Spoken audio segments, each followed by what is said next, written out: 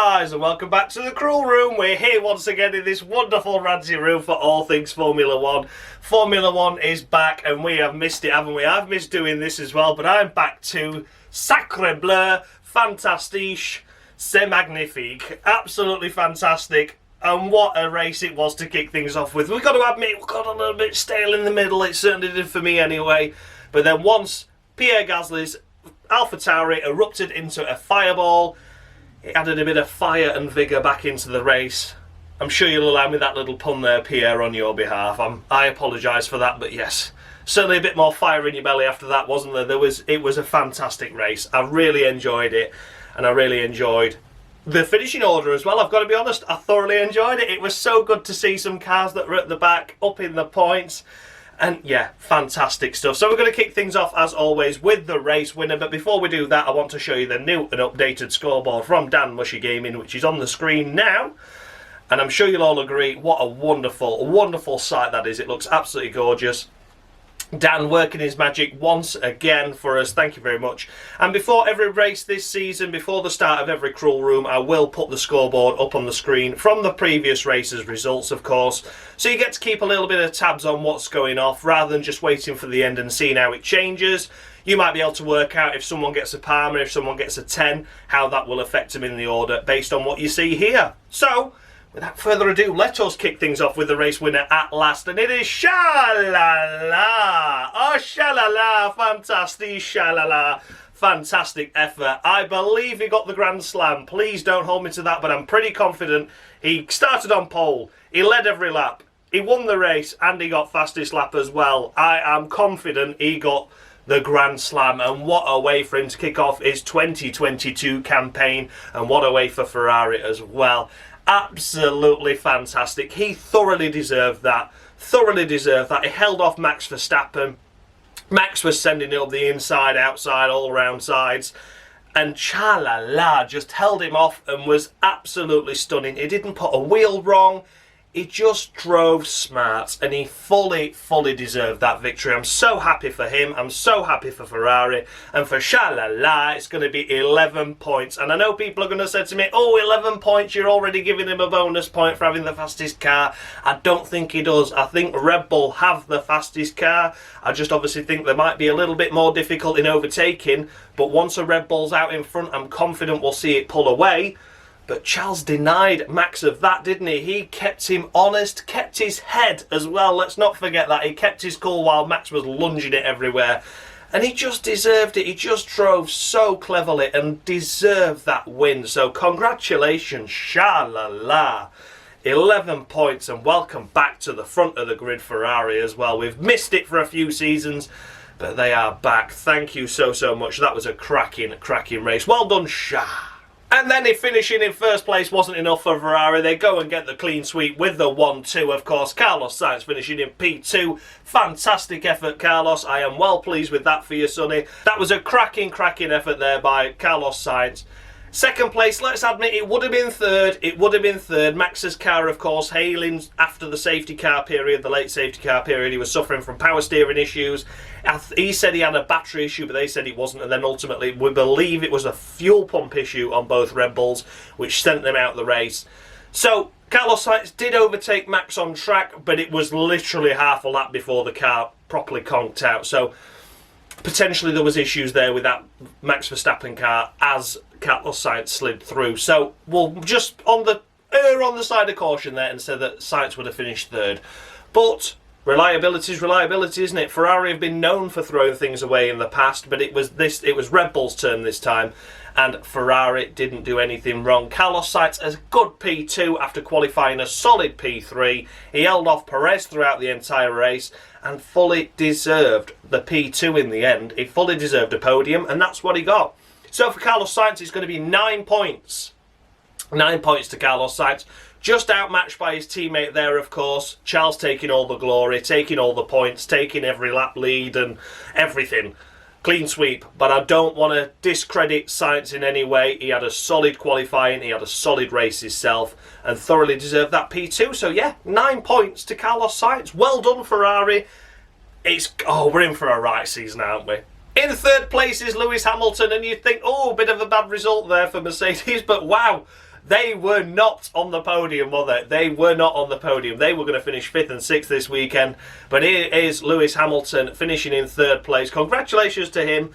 Mercedes have admitted there's still work to be done. However, they'll take that podium. And to be honest, they deserved it. They drove really clean. And again, they might not have the pace, but they had the reliability. And in the end, you're deserving of 3rd place. So yeah, congratulations Lewis Hamilton, that is going to be 9 points to you. Not really much to say about your race really, because you were just in the 5th, 6th category throughout most of it.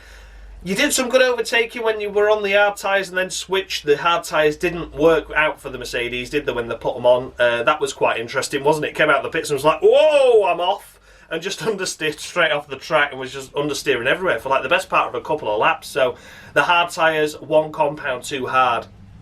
But they gave it a go, didn't work out, and in the end it didn't cost them any positions, and here they are finishing in 3rd place. So yeah, a thoroughly deserved 9 points there to Lewis Hamilton. I think he drove the best race he could, he qualified the best he could, and he finished in the best place he could. So yeah, well done to Lewis Hamilton, 9 points. And then, as mentioned, finishing in 4th place is George Russell. Lewis Hamilton's teammate. He was looking to maybe beat Lewis Hamilton. As always, we see this with Lewis, don't we?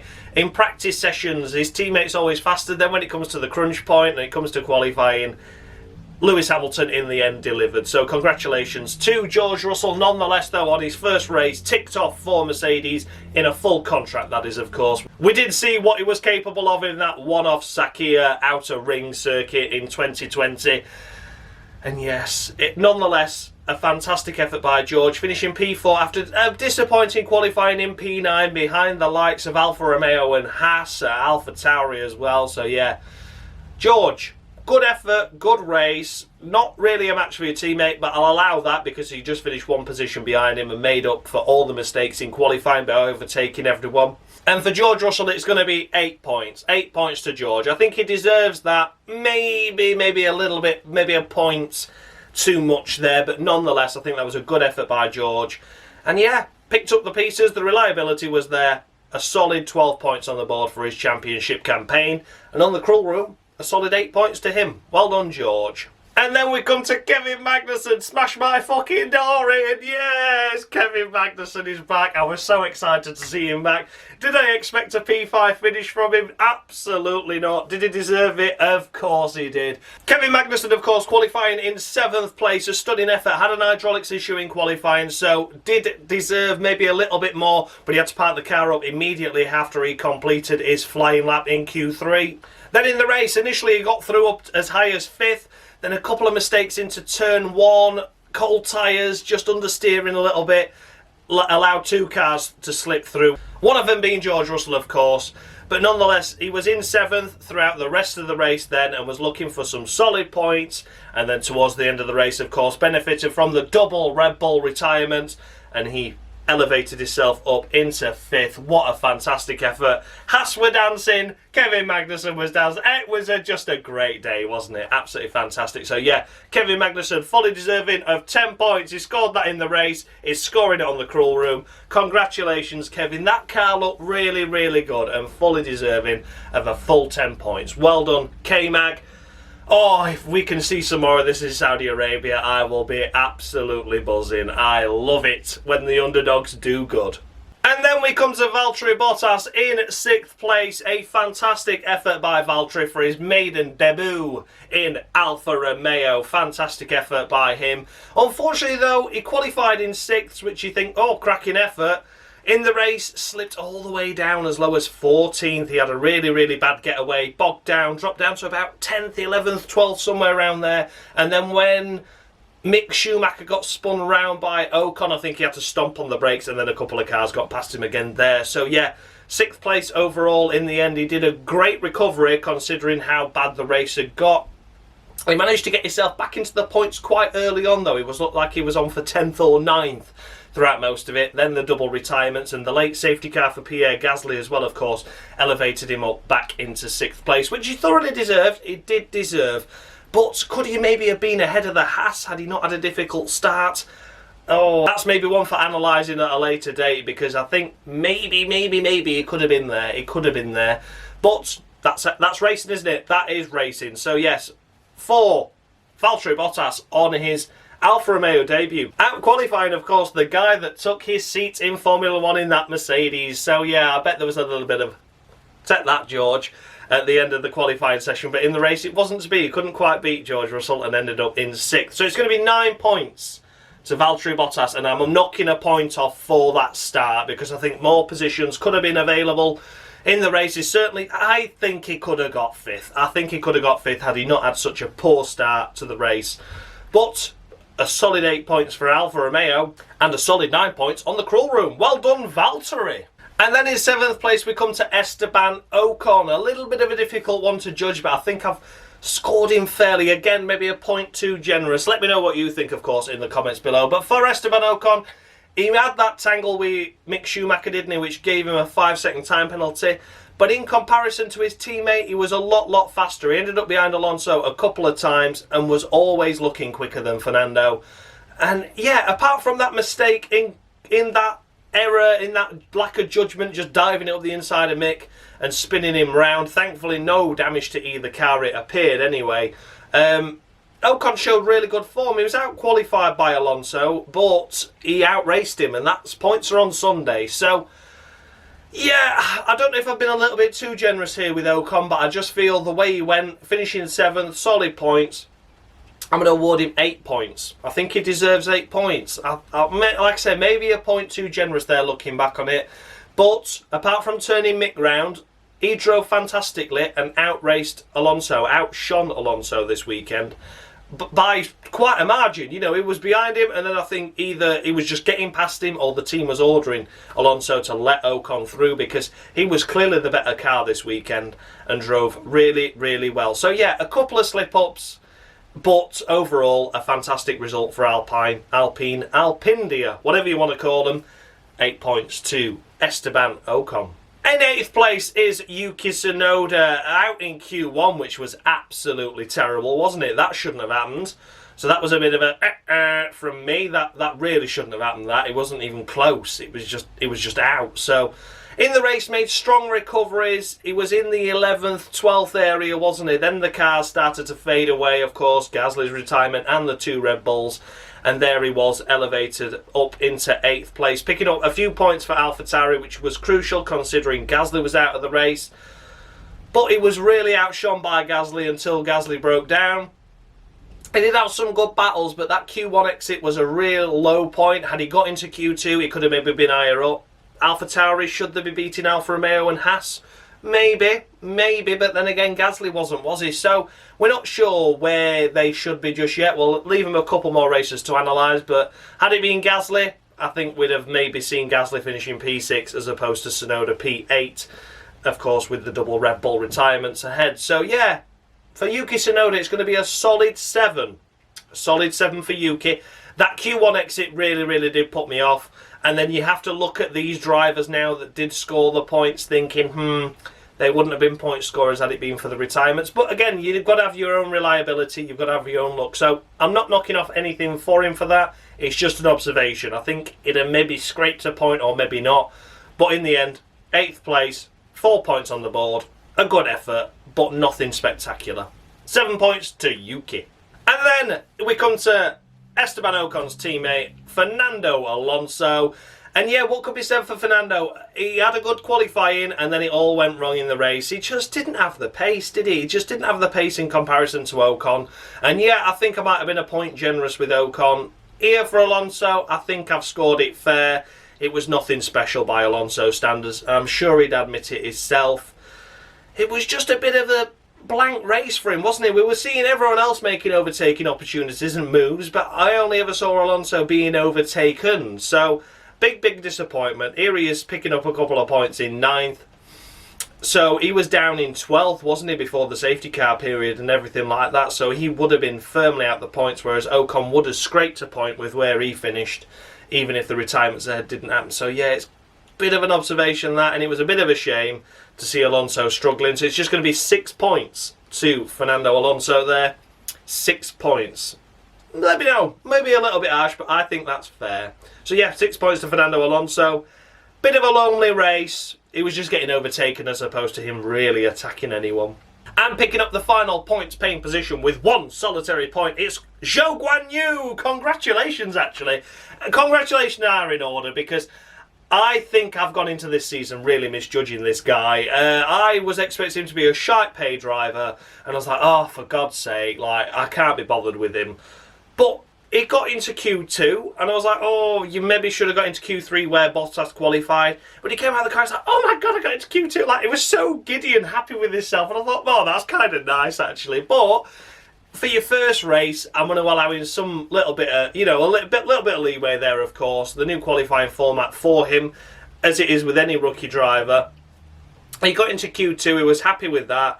So, fair play to him for that. And then in the race, he was driving fantastically. He was driving really, really well. Bottas had the poor start, Zhou had the okay start, and they both came on track together, and they were working together to nip the way through and up the order. So, yeah, of course, the retirements ahead did benefit Zhou on this occasion. He was 13th without those. But here he is picking up a point, and he was crying at the end of the race. And he was so happy, and I was like, do you know what? Fair play. Fair play to him. So yeah, congratulations to Zhou Guanyu.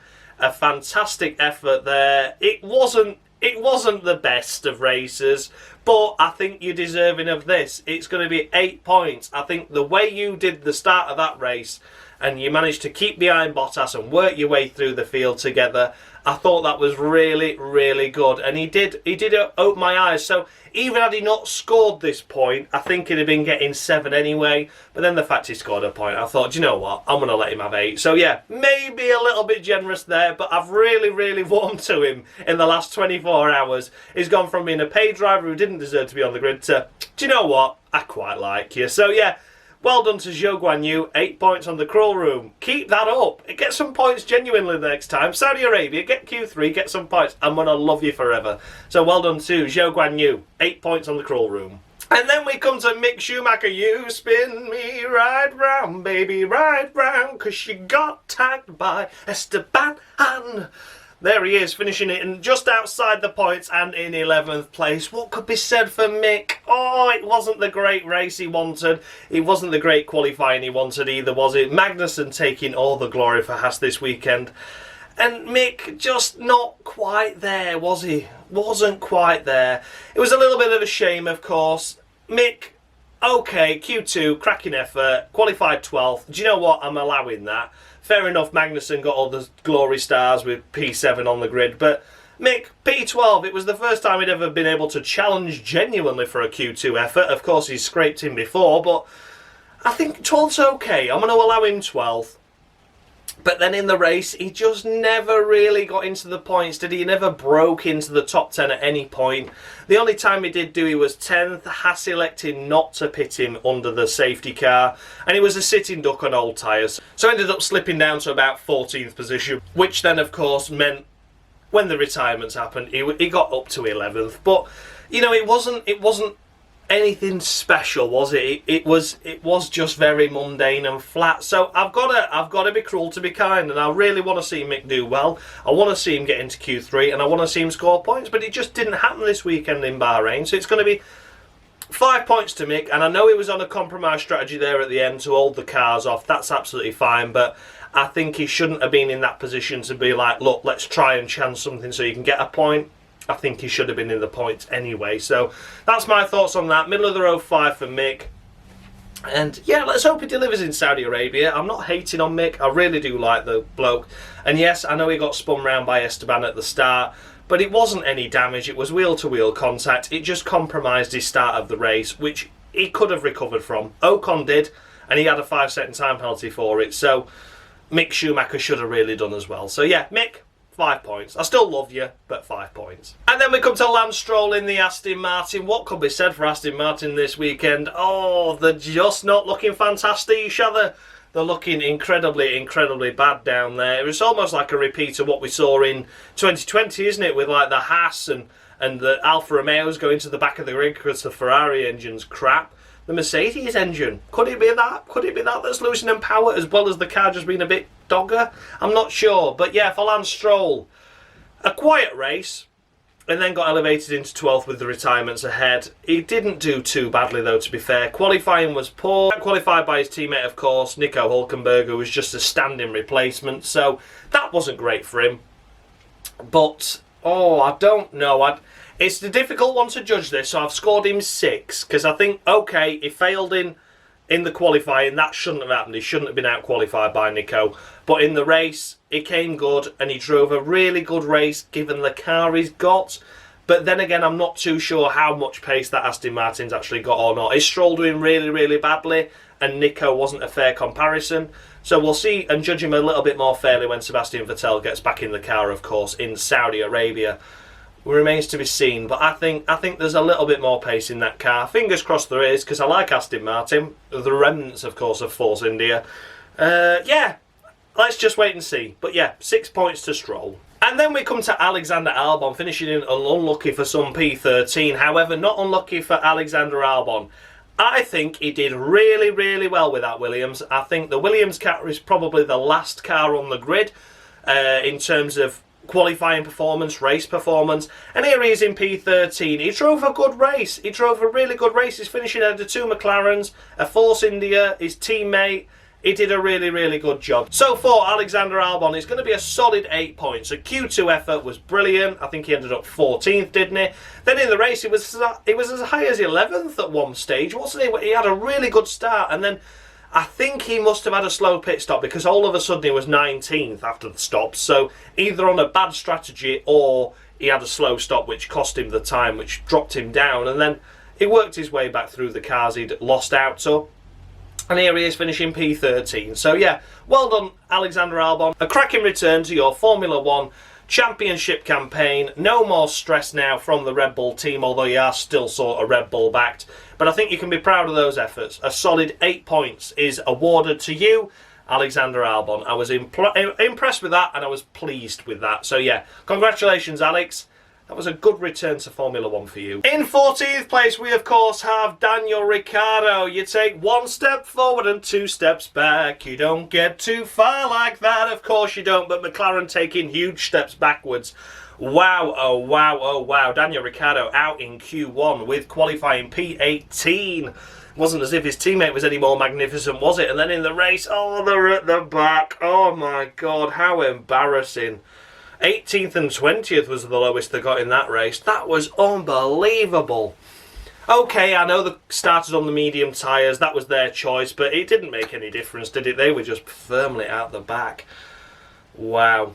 Big problems there for McLaren. I wasn't expecting them to be that quite dramatic and that quite bad, but they are. They just are. So it's going to take them a few races to get their heads around this, but at what cost? How far ahead are their rivals going to get in the point standings before they find their feet? Oh, it's such a shame, isn't it? So yeah, Daniel Ricciardo, middle of the road, 5 points. I just want to see next week. That's probably a bit too harsh, actually, to be fair, considering the car looks like it is down there. But I need another week to assess how bad that car actually is before I start awarding more points based on the car performance or less points based on the fact I think it's better than what it is. So yeah, middle of the road, 5 to Ricciardo. Not really a comparison to how his race or qualifying performance went, because we all know it was just shite. And I think it was the car, but I just need another race to fully make my mind up whether it is. So yeah, 5 points, Daniel Ricciardo. Just a race to forget. It was like he wasn't even there. And of course, behind Daniel Ricciardo was his teammate Lando Norris. I can't even do that in an energetic way, because that again just fell flat, didn't it? So same as Ricciardo, 5 points, nothing to write home about. He qualified 13th. That was the best it ever got for McLaren, wasn't it? Wow. Disappointing for McLaren's, but like I said, another race to assess if they genuinely are that bad, and then we can start awarding the points to the drivers accordingly. So yeah, 5 points to Lando Norris. Then we come to Nicholas Latifi in the Williams. Oh, he was so close to a Palmer. He qualified last, which was absolutely terrible considering Albon got through into Q2, and then in the race I think he got as high as about 19th, and then the retirements happened and here he is, but still nothing special, nothing spectacular. 16th place is still absolutely dog dirt. Oh, just terrible. So yeah, it's going to be 3 points to Nicholas Latifi. He avoided a Palmer this week because one driver is certainly more deserving of it than the other, I feel. But yeah, it's going to be just 3 points to Nicholas Latifi. And then we come to the last of the classified finishers in terms of they cross the line. It is, of course, Nico Hülkenberg in the other Aston Martin. He did well in qualifying, out-qualified his teammate, and then in the race, it was just all a bit meh, wasn't it? Just all a bit meh.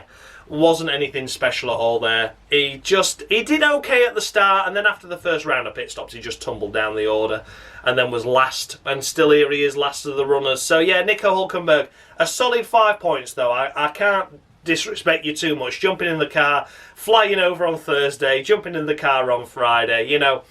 He does a really good job given the amount of time he's had in the car and when he gets the phone call. So I don't want to disrespect Nico Hülkenberg in any way, shape or form. I think he did a cracking effort to out-qualify his teammate, and in the race it was going well until that first pit stop phase, and then he just went down to the back of the grid and stayed there. So yeah, could maybe be a little bit of strategy there involved as well, but I think for the most part, of course, Hülkenberg just did the best job he could with the car he was given, with the time he had in it. So yeah, solid 5 points to Nico Hülkenberg, and of course once Sebastian Vettel returns, Nico Hülkenberg's points will be awarded to Seb. So yeah, that's how I'm going to work it this year, like I did last time around in 2020 when we had the difference of drivers, of course. So yeah, that's how it's working for that. But 5 points to Nico Hülkenberg, which will become Sebastian Vettel. And then we come to the retirements now. Of course, as you're all aware, the retirements are just awarded 5 points, regardless of where they were in the race or not, because that's it. I only give him a maximum of 5. So for Sergio Perez, it is going to be 5 points on the cruel room, and that is probably really cruel because I think he did okay. And it wasn't his fault he retired on the last lap, was he? He was on for a podium at that point. But yeah, rules are rules. I've made them up, and that's how I'm going to keep it. So yeah, unfortunately, 5 points for Sergio Perez, but at least he scored points on the cruel room, unlike he did in the actual race. So yeah, 5 points to Sergio Perez. And then we come to, of course, Max Verstappen.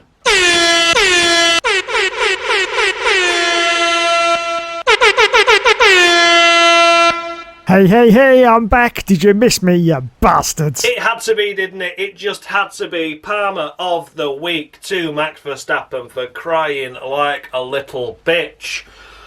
Oh, that annoyed me so much. He was crying on the radio at every given opportunity. Fair enough when your car had a problem. Like, what's happening? Totally get that. But not when you come out the pits and then you're like, oh, fucking hell, I can't believe you told me to save my tyres on the first lap because I could have gone so much faster and I've been ahead of Shell. I'd have been ahead. And then he just goes lunging up the inside and locking up and then lunging up the inside again. And you're like, why are you doing it like that? Oh, it was just, it annoyed me. It meant for great entertainment, but his team radios annoyed me, and I just think he was just so desperate. And I think the problem with Max is, I think Red Bull came into this thinking, oh, we're going to win this. Like, I think we're the quickest car by maybe half a second. And the fact it didn't happen just put his nose out, and I think he was really, really annoyed. And I think he was frustrated at the fact he had to overtake someone, and he just couldn't handle it. He lost his head. He lost his head again, a bit like Saudi Arabia last year. Just lost his head, driving like a knob.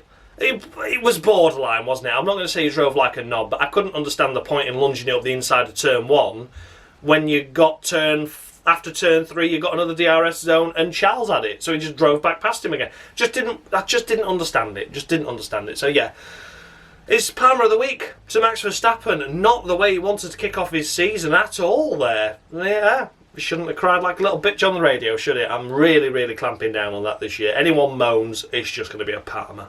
And then last but by no means least, it is of course Pierre Gasly. An unfortunate way for him to exit the race with a flame, up in flames. Oh dear. It was such a shame. He was doing ever so well and became the first retirement, and it was late stages of the race as well when he were on for points. But what a shame. It's just 5 points to Pierre Gasly. Drove a cracking race until that point, and as you know, the retirements mean I can only score him a maximum of 5. He deserved 5, but there you go. One of those things, one of those races. Well done, Pierre, though. Until that point, you were driving really, really well and bringing the AlphaTauri some solid points before that retirement. So yeah, just one of those things. So there you go, guys. That was the runners and riders of the Bahrain Grand Prix. Let me know your thoughts and feedback down below. Did I score any drivers too high, any too low? Do you agree with the Palmer? What would you have given the drivers? Let me all know in the comments below. I'll look forward to it. So the Cruel Room scoreboard is on the screen now. As always mentioned, thank you so much to Dan Mushy Gaming for providing me with a scoreboard. And of course, a massive thank you to Dave, F1 Games PlayStation, for his Jolie and Palmer skits you all know and love by now. And again, you'll have seen that that was much improved as well. So fantastic. Thank you so much, guys, for that and making the series what it is. I'll be back next Monday, 6 o'clock, of course, for the Saudi Arabian Cruel Room. Oh, I hope it's not a shit show like it was last year, but we'll wait and see. We'll wait and see. Thanks a lot for watching, guys. I'll see you all next week, and much love.